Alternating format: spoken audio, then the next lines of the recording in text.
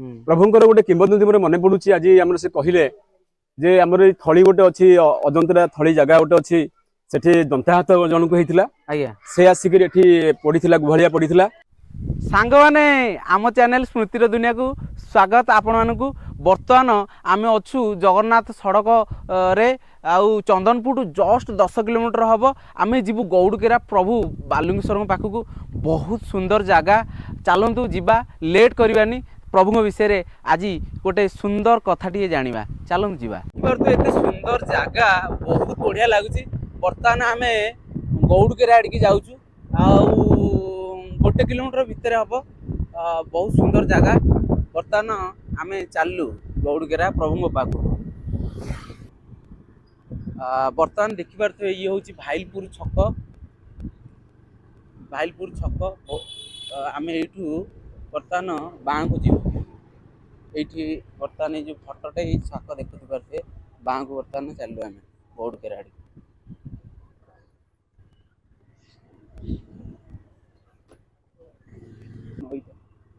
बर्तमान देखिपे एत सुंदर नईटे अच्छी बर्तमान आम चलु गौड़केरा आड़े बर्तमान यू आम ये नदी बंधु बाँ पटक जाऊँ गौड़केरा याड़ी धन्यवाद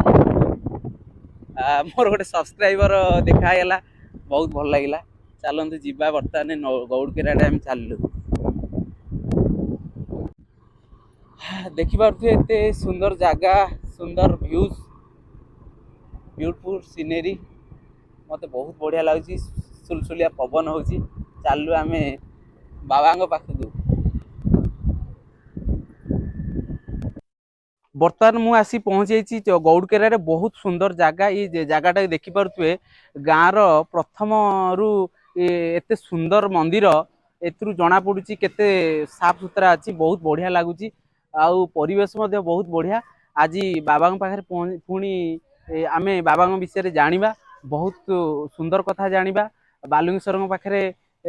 आज पहुँची कहीं के जानी प्रभु को पाखे आसी पहुँचला एते खुशी लगुच मत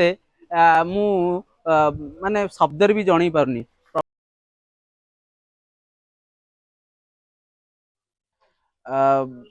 मु कैमरामैन चाहिए कहया चाहिए टिके मंदिर ऊपर को टिके देखी देवाई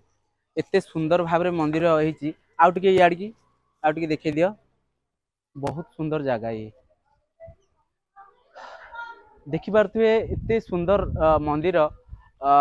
मु आसिक एठिकी बहुत खुशी लगुच मो सहित जड़े भाईना अच्छा से मंदिर विषय ठाकुर विषय बहुत किसी जनइबे चलतु सहित कथा दीपद जय बाबा बालुंगेश्वर जय बाबा बालुंगेश्वर की जय आज आम पहुँचीचु जस्ट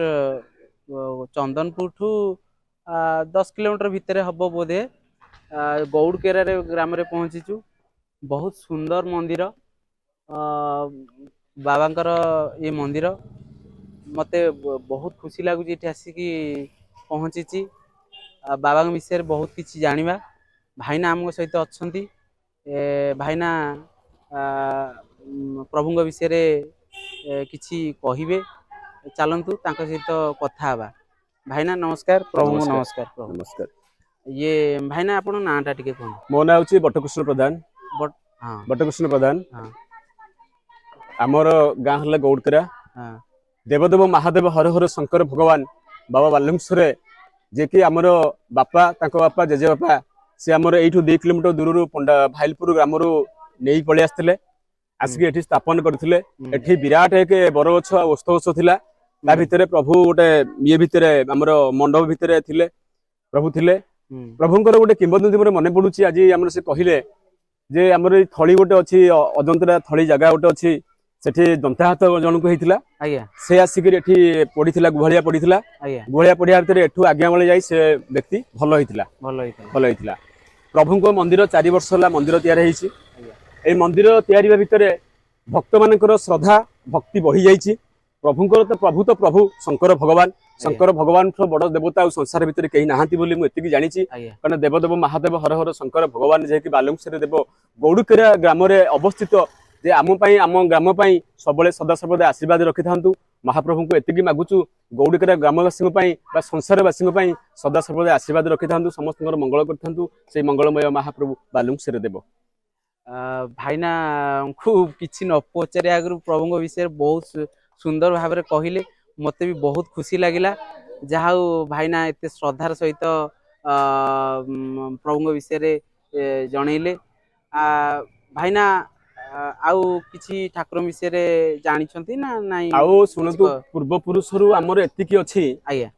ଯେ ଭଗବାନଙ୍କୁ ଯେ ମାନନ୍ତି, ଯେ ବିଶ୍ୱାସରେ ଯାହା କିଛି ମାଗନ୍ତି ପ୍ରଭୁ ଦିଅନ୍ତି। ଆଜ୍ଞା ଆଜି ମୋ ହୃଦୟରେ ମୁଁ ଯାହା କିଛି ମାଗିଛି ଆଜ୍ଞା ପ୍ରଭୁ ମତେ ଦେଇଛନ୍ତି। ଯାହା କିଛି ମୁଁ ମାଗିଛି, ରୋଗ ହଉ ବ୍ୟାଧି ହଉ ବା ପୁତ୍ରଟି ହଉ ଯାହା କିଛି ହଉ ମୁଁ ମାନସିକ କରିଛି ପ୍ରଭୁ ଦିଅନ୍ତି। ପ୍ରଭୁ ହେଲେ ଅକର୍ମ କର୍ମଦାୟକ ବାଲୁଙ୍ଗେଶ୍ୱର ଦେବ, ଯାହାକି ହର ହର ଶଙ୍କର ଭଗବାନ। 4 ବର୍ଷ ତଳେ ମନ୍ଦିର କରାଯାଇଛି। ମନ୍ଦିର ଅତି ସହଜରେ କରାଯାଇଛି ପ୍ରଭୁଙ୍କ ଆଶୀର୍ବାଦରୁ।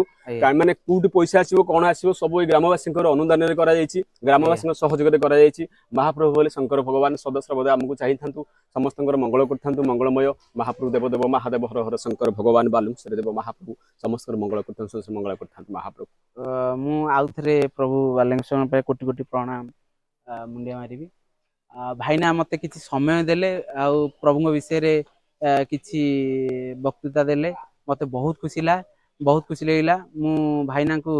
ବିଦାୟ ଦେବି। ଭାଇନା ନମସ୍କାର, ବହୁତ ବହୁତ ଧନ୍ୟବାଦ। ନମସ୍କାର।